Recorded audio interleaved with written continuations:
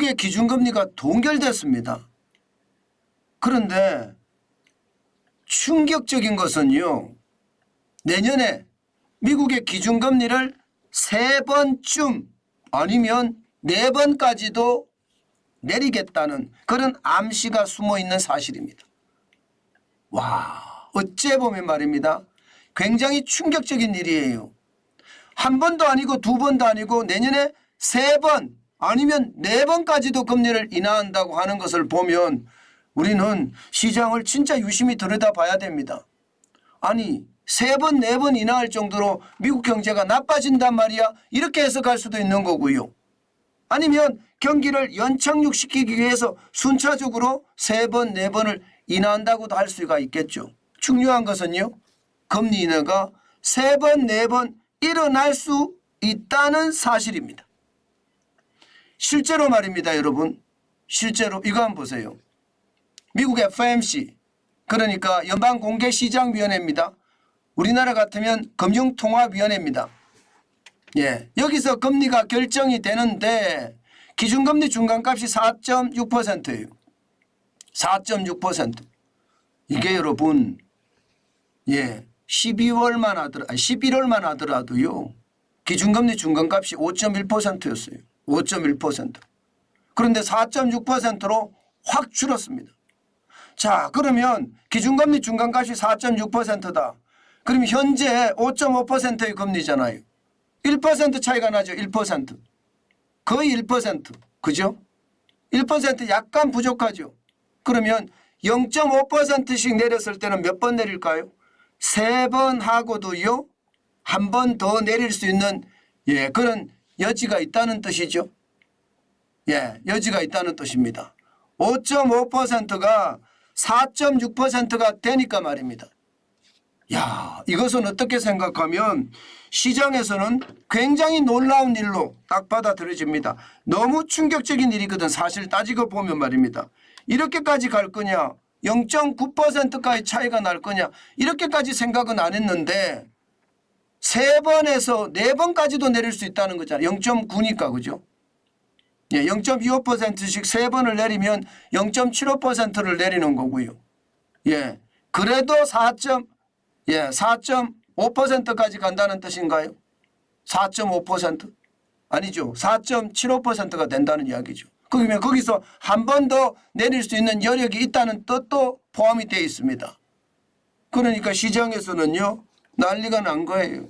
야, 미국 기준금리가 5.5%의 기준금리가 이제 3번, 최소 3번을 내리면요. 4.75가 된다는 거거든. 4.75. 내년 말에 가면. 그러니까 시장은 환호하다 못해 초창기 폭등했습니다.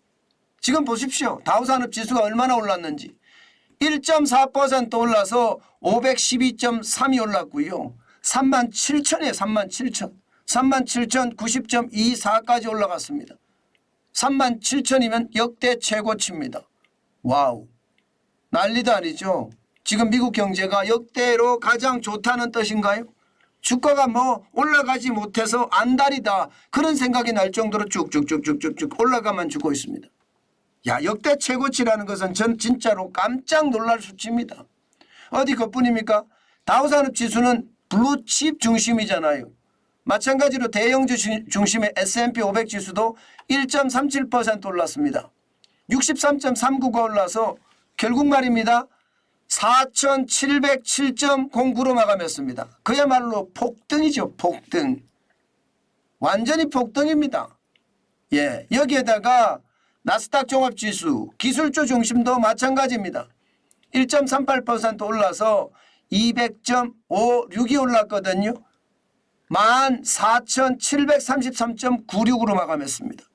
그야말로 미국 증시는 오늘 내년에 금리를 3번 인하한다고 하니까 폭등했다는 폭등. 나스닥도 1.38% 오르고요. S&P 500도 1.37% 오르고요. 다우산업지수는 1.4%가 올라서 역대 최고치를 경신할 정도입니다. 시장은 진짜 내년에 난리가 난다는 뜻이잖아요. 어디에 이뿐입니까? 오늘 이렇게 기름을 부은 데는요. 예. 미국의 생산자 물가도 기름을 부었습니다. 11월 생산자 물가 0.9% 올라가는데 그쳤습니다. 10월에 1.3%가 11월에 0.9%가 됐다는 거거든요. 그러면 12월에 생산자 물가가 분명히 떨어질 거고요. 또 소비자 물가도 떨어질 겁니다.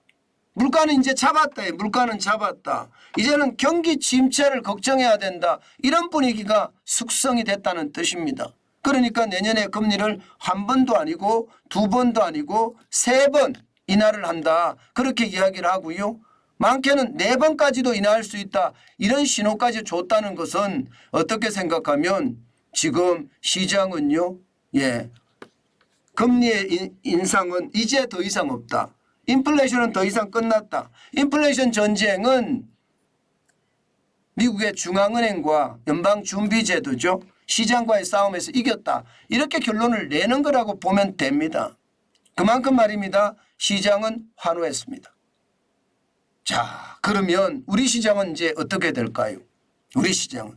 저는 기본적으로 우리 시장을 생각할 때 미국 시장을 다시 한번 볼 필요가 있다고 생각합니다. 무슨 얘기냐? 금리를 말입니다, 여러분. 금리를 3번이나 인하한다고요? 금리를 3번이나 인하한다. 이러면 여러분, 미국의 경기 침체가 그만큼 빨리 온다는 이야기도 됩니다. 물론 말입니다. 예, 경기 침체를 막기 위해서 연착륙을 하기 위해서 금리를 그때 내려준다는 의미도 있지만 분명한 것은요. 경기 침체가 온다는 뜻이 포함이 되어 있다는 뜻이에요. 저는 이것을 간과해서는 안 되겠다 이 생각이 들고요. 앞서 제가 보여드린 것처럼 말입니다. 생산자 물가가 11월에 0.9까지 떨어졌다고 하지만 이것은 어떻게 생각하면 소비 침체가 또 온다는 뜻도 됩니다.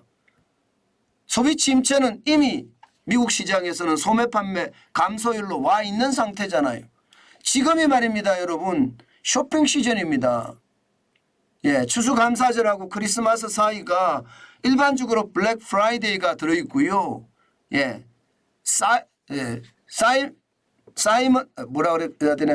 사이버 먼데이가 또 포함이 되어 있습니다. 그렇다면 소매 판매가 굉장히 많이 일어날 시기인데 야, 이게 생산자 물가가 이렇게 떨어진다. 이것은요, 어떻게 생각하면 시장에 저는 위협거리도 된다고 봅니다. 자, 그렇게 됐을 때 과연 한미 기준금리는 여전히 2%포인트가 차이가 나는데 과연 우리 경제는 어떻게 될 것인가? 저는 잘 시장을 봐야 된다고 생각해요. 오늘 우리 시장에서 변동성은 심할 거예요. 그렇지만 미국의 시장이 이게 예상과 달리 말입니다. 금리를 3번이나 한다는 이야기까지 나오니까 침체의 깊이가 빨라질 수도 있다. 어쨌든 연착륙이든 경착륙이든 침체는 된다는 이야기니까 우리에게는 좋지 않는 소식이죠. 물론 거기에 따라서 우리도 금리 인하를 해가면서 대응을 하면 되겠지만 금리 인하에서 대응한다고 우리가 소비가 왕창 늘어날 그럴 가능성이 그렇게 많지가 않습니다. 왜냐하면 우리 경제 주체들이 돈이 없어요. 가게도 돈이 없고 기업도 돈이 없고 정부도 돈이 없습니다. 뿌리고 싶어도요. 돈 만들어서 찍어서 뿌려야 되는데 인플레이션 겁나서 못 뿌립니다. 그런 상황을 감안을 해보면 여러분 결국요. 예, 시장은요. 다시 제 위치를 찾아올 거다. 저는 그렇게 봅니다. 지금 유동성 장세가 펑펑 터져가면서 다우산업지수가 혹은 나스닥이 혹은 S&P 500 지수가 사상 최대까지 올라간다고 하지만 결국 말입니다. 시장은요. 예, 실적 중심의 시장으로 돌아올 수밖에 없다고 저는 생각합니다. 현재는요. 워낙 많이 푸른 유동성 때문에 시장에 충격이 있다 이렇게는 이야기하지만요. 예, 현실적으로 말입니다. 시장은요. 유동성 장세는 오래가지 못한다. 이게 제가 내일 여러분들에게 말씀드리는 그 상황입니다. 유동성 장세라는 게 결국은 거품이 많이 만들어진다는 이야기잖아요. 거품이 많이 만들어진다는 것은 거품이 꺼질 때는 그만큼 위험하다. 때문에 여러분 진짜 제가 여러 차례 말씀을 드렸어요. 요즘 같을 때는 시장 진짜 조심하셔야 된다고. 예, 자칫 잘못 시장에 접근했다가는요. 오히려 큰 코를 다칠 수도 있다고 제가 말씀을 많이 드리고 있습니다. 조심 또 조심하는 거 잊지 마시고요. 저는 이자 앞에 장사 없다는 말이 아직도 유효하다고 생각합니다. 그렇기 때문에 시장의 침체의 깊이는요. 지금 미국 시장은 연착륙에 방점을 두고 가지만 저게 계속 연착륙이 갈 것인가는 아무도 모릅니다. 누가 경기 침체 경제 상황을 맞출 수가 있겠습니까? 그런 감안을 해보면 말입니다. 여러분 결국 말입니다. 시장은 시장에 달렸다. 저는 그렇게 결론을 내고 싶습니다. 어떤 전문가나 투자자들 투자은행들 이야기하면서 주식을 마구마구 사들이지만 결국 시장은 시장에 달렸다. 저는 유동성 장세보다는 결국은 실적 장세가 우선이다. 그렇게 여러분에게 다시 한번 말씀 올립니다.